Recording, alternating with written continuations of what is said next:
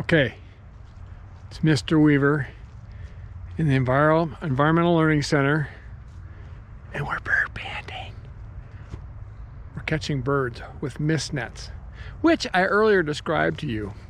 So, hey, great date idea. You and your honey could cuddle on the couch and watch the birds. Alfred Hitchcock, scary, scary, scary movie. Oh, I'm scared. I want a hug. Oh. See what I did there? Anyway, great date idea. Anyway, this is really hard to see, but this is a Japanese mist net.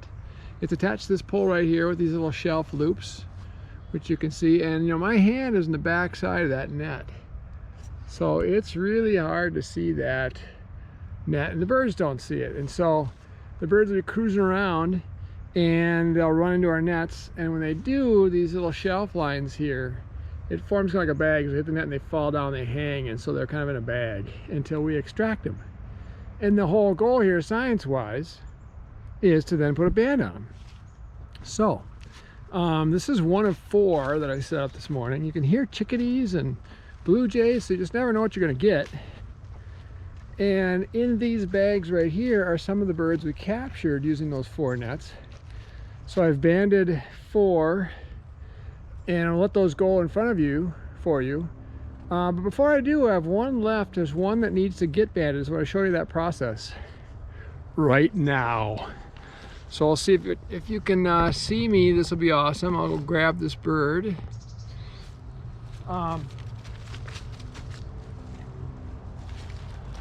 Oh, so in class we mentioned that there are about 30 or so warblers in Minnesota that come through, and so this is one of the warblers, and this is called a Nashville warbler. I'll give you a good look at him, and then we can band him and let him go, and then I can show you we caught another Nashville this morning. So we had 2 Nashville warblers.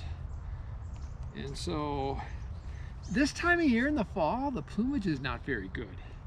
So it's really hard to identify some of the warblers because they don't look all that cool anymore. Their neat plumage has been molted out in favor of like olive, drab, you know, not very fantastic plumage. So this is the tiny little dude I'm talking about. This dark bag, by the way, keeps him quiet. And the way we hold birds is between our 2 fingers. We can't really squish his neck. And so not a very big bird. A couple of things we do notice is he has an eye ring. Whoa, whoa. Anyway, he's got an eye ring. He has no wing bars. About half and half of the warblers have wing bars. If I look at the little wing here, there's no white bars on there. So anyway, I've already determined it's a Nashville warbler, and so I know what band size to use. It's a size 0 band. And the trick here is these bands, there's various sizes, as you'd kind of imagine. But anyway, the trick is to remove the next one in the string, and we have this record book that we record what happens, and then I electronically submit that to the U.S. Fish and Wildlife Service. Actually, it's the U.S. Department of Agriculture does our banding. But anyway, so I'm going to take the next band off, and I'm going to put it in a little pliers that'll spread the band open so I can crush it around the leg. I shouldn't say, use that word, crush. So I can close it around the leg of this bird. And one thing I want to make sure I do before I put these bands back is I want to put a loop through the next band so they all stay in order. It is a disaster if all the bands fall on the ground or even fall out loose in the envelope. Okay, so I have a band in this neat pliers that you can see. I'm going to open that pliers up, or open the band up with the pliers. I'm going to set it in the front end that does the squishing, and I'm going to put it around his little leg, close it, and now this little Nashville warbler is wearing a band. You can see we just put that on him. So he's ready to go, but we have to do a couple more things for recording purposes before we're done. So we have to write down the species. It's a Nashville. I have to get a wing chord measurement. So a Nashville warbler, all these warblers look awesome in the spring. In the spring they look really cool because they have their sexy reproductive colors on, at least the males do. And so much easier to identify and a lot more fun to look at. All right, so we've identified that. This is a little ruler, and if we slide that under the wing, the leading edge of the wing, and then we just look at where the very longest primary comes to, and it's about 62 millimeters. It's 62 millimeters, 9/29, 2020. And now that's everything we need to know. We've got his wing chord measurement. We know where he was, when we caught him on what day. And so we're going to send this guy packing, and then we'll show you the rest of the birds we captured. But before I do, I want to show you this is the log. So what you'll see here is all these bands here. Each page is 100 bands. So we've banded hundreds of birds here in the Environmental Learning Center. We have some identification guides. You can see our different band size envelopes, and there are about 8 different band sizes depending on the bird. And so I'm gonna let this guy go. And birds are never on their backs. So sometimes when you do this, they don't take off right away. So he doesn't know what to do because he's never been on his back in his life. Oh, I'm gonna roll him over and then he'll feel better about himself. Oh, and off he goes. All right, so a couple of Nashville warblers. Let's see what else we got. Let's see.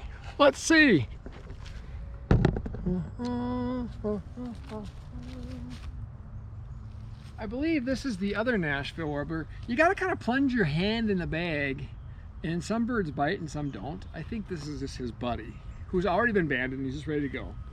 I wanted to show you the process, but I didn't want to take that much time. So everybody else has been banded already and recorded, so all we gotta do is let him go. So here again, little Nashville warbler, and you can, if you part his little feathers, you can see there was probably a little brown in there in that cap of his. But all right, a Nashville warbler, we'll let him go. Same deal. Oh,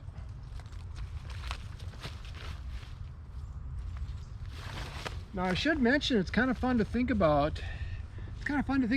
Are these birds living here, or are they migrating through? Now the Nashville warblers are probably on the way coming through. They nest in northern Minnesota and up into Canada, and they're probably heading south of the US border, probably into Central and South America. So they have a long trek ahead of them. But we did catch a couple critters that don't migrate, and this might be one of them. It's gonna bite me. Oh yeah, so this is actually a woodpecker species. It's a downy woodpecker, and woodpeckers don't migrate, so he was probably born here. I want to take a look at this downy woodpecker. So it's a male. The males have a little red spot in the back of their head, kind of cool. Their beaks are about half the length of their head. What's cool about woodpeckers is they have 2 toes forward and 2 toes back, which allows them to hang on to trees and really work over the tree bark with their beaks in order to get bugs. So woodpeckers, very cool. There are bug eaters, and I'm gonna let him go. But a downy woodpecker, and there's another one just a little bit larger than the downy called the hairy woodpecker. And so we have a variety of woodpeckers in Minnesota, but the downy is very common here in our Environmental Learning Center.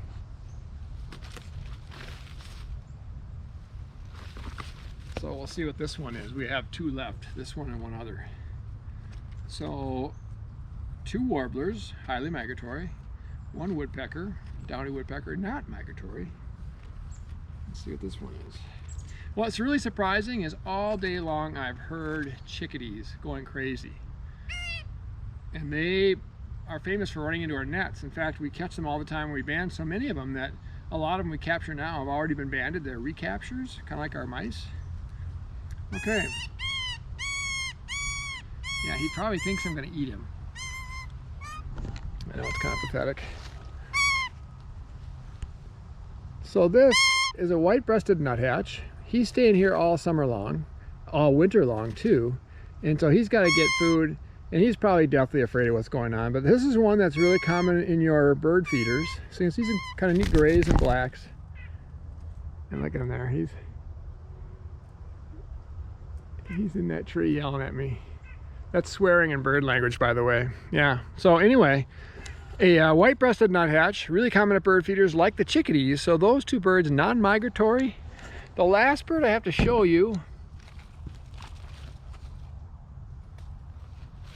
this bird is highly migratory, and it's in the thrush family. So in the bird categories, the thrush family, they make really neat melodious calls, wildly migratory. He's probably got 4,000 miles yet to fly. They go up to Canada or northern Minnesota. So this is a little hermit thrush, and he's got a little cute brown on his tail. We also catch a couple other thrush species, and believe it or not, the robins are in the thrush family that we see all over the place. So let me get his head. Again, this is how we handle him, with the head between our fingers so we can't hurt him. So let's have a look at him. So hermit thrush. Oh. Sorry for the rough camera handling. A spotted breast, which is kind of